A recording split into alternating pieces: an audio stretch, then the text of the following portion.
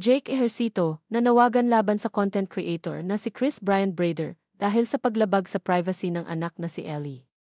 Umugong ang pangalan ng Dabawenyo content creator na si Chris Brian, na mas kilala bilang Brader, matapos siyang tawagin ni aktor Jake Ejercito dahil sa pagkuha at pag-upload ng video kasama ang anak nitong si Ellie, isang menor de edad, nang walang pahintulot mula sa bata o sa kanyang mga magulang.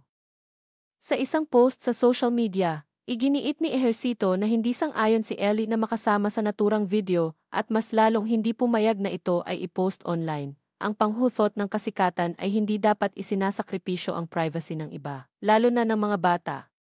Pakireport po ang reel na ito, pahayag ni Jake sa kanyang post. Kalaunan ay nag-update si Jake at sinabing tinanggal na ang video. Gayunman, binigyang diin pa rin niya ang kahalagahan ng pagrespeto sa hangganan ng bawat isa, lalo na sa mga menor de edad na hindi pa ganap na nauunawaan ang epekto ng social media exposure. Hindi lang ito tungkol sa pagbura ng video, kundi sa pagkilala na mali ang ginawa, dagdag pa ni Jake. Wala pang pahayag si Chris Bryant ukol sa issue sa oras ng pagsulat ng artikulong ito. Samantala, umani ng suporta mula sa mga netizens ang panig ni Ejercito. At marami ang nananawagan ng mas mahigpit na patakaran pagdating sa pag-feature ng mga bata sa online content.